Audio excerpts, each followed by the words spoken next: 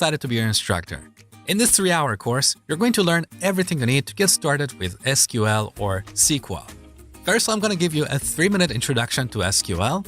Then we're going to install the necessary tools and write our first SQL query.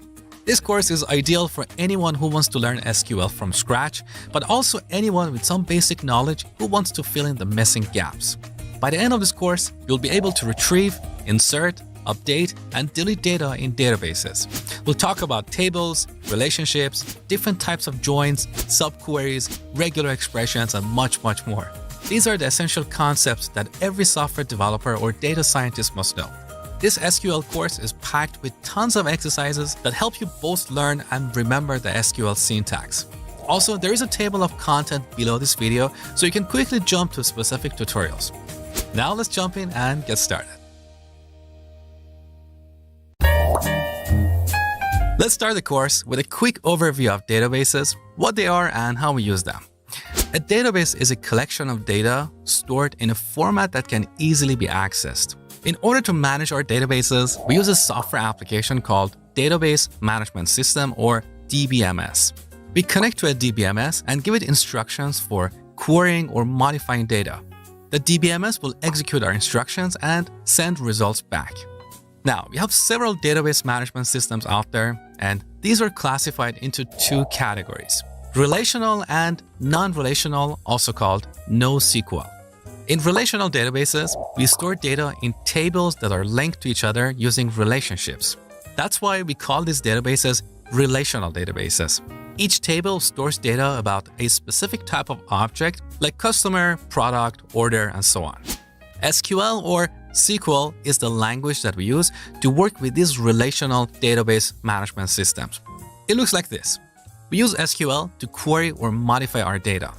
In this course, you're going to learn everything about this powerful language. Now, there are many different relational database management systems out there. Some of the most popular ones are MySQL, SQL Server by Microsoft, and Oracle. But of course, there are plenty more. Each database management system has a different flavor of SQL, but all these implementations are very similar and are based on the standard SQL specification. So most of the SQL code that you will learn in this course will work with any database management system. In this course, we'll be using MySQL, which is the most popular open source database in the world. All right, now back to this diagram. What about non-relational databases? In non-relational databases, we don't have tables or relationships. These databases are very different from relational databases, but that's a topic for an entirely different course. What you need to know is that non-relational database management systems don't understand SQL. They have their own query language. So we use SQL to work with relational database management systems. Now, before we jump in and install MySQL, let me clarify something quickly. As you talk to different people, you will hear 2 different pronunciations of SQL: SQL or SQL. What is the correct way? Well, it depends on who you ask. And of course, everybody thinks their way of pronouncing this word is the right way. But here's a little history about this language. SQL was originally developed at IBM in the 70s, and back then it was initially called SQL, short for Structured English Query Language. But they changed the acronym to SQL because SQL was the trademark of an airplane company. So to this date, there's been an argument about what is the right way to pronounce this language. Generally speaking, people in non-English speaking countries call it SQL. I'm used to calling it SQL because it's shorter and sweeter than SQL. But if you prefer to call it SQL, that's totally fine with me. I'm not going to get mad at you. So that's the history behind this language. But what about MySQL as a software product? Developers of this product prefer to call it MySQL rather than MySQL, but they don't mind if we call it MySQL. In this course, I'll be teaching you SQL with MySQL. Hey guys, Mosh here. I just wanted to let you know that you really don't have to memorize anything in this course because I have created a complete cheat sheet with summary notes for you. You can find it below this video in the description box. So I have done my best to create the best possible, most comprehensive SQL course for you, and I would really appreciate it if you support my hard work by liking and sharing this video. Thank you so much. Now, let's continue. In this tutorial, I'm going to show you how to install MySQL on your computer. Now here I'm using a Mac. So first I will show you how to install MySQL on a Mac computer, and then I will show you how to install it on Windows. So if you're a Windows user, feel free to skip this tutorial. Now, open up your browser and head over to mysql.com. Then go to the downloads page and scroll down to the bottom. Here you should see MySQL Community Edition. This is absolutely free, and we're going to use that throughout this course. So let's go ahead with that. Now on this page, click on MySQL Community Server.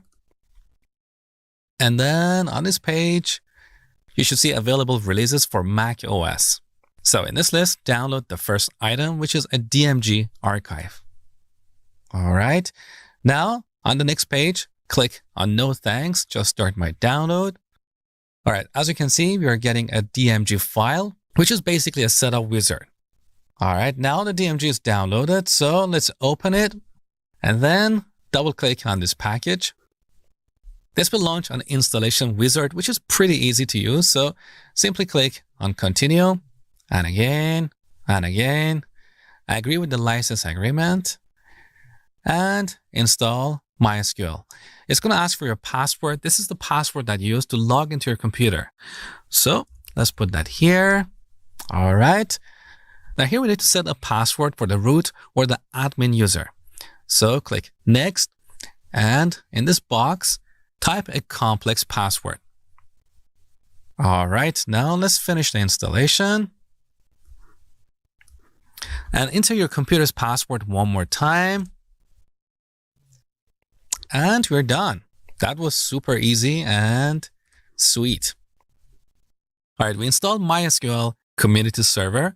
Now we need a graphical tool to connect to this server and manage our databases.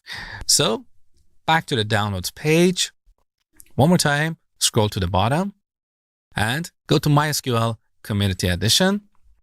And on this page, somewhere you should see MySQL Workbench. This is a graphical tool that we use to connect to our database server. So let's go ahead and download this as well. Now, once again, on this page, we need to download a DMG archive. So download. And again, we have to say, no, we don't want to log in or sign up. So let's just go ahead and download the DMG. And then open it. All right, you're going to see something like this. So simply drag this MySQL Workbench and drop it onto the applications folder. So let's go ahead with that. Now this is going to copy this into the applications folder. Beautiful. So we're done with the installation. That was super easy. Now press Command and Space and search for MySQL Workbench. There you go. Let's open it. Now the first time we get this message, because this is an application that we have downloaded from the internet.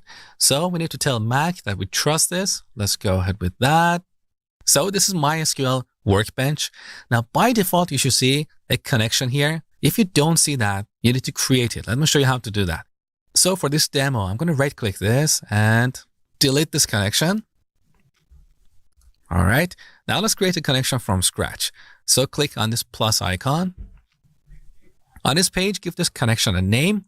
Let's say local instance. Now the connection method that we're going to use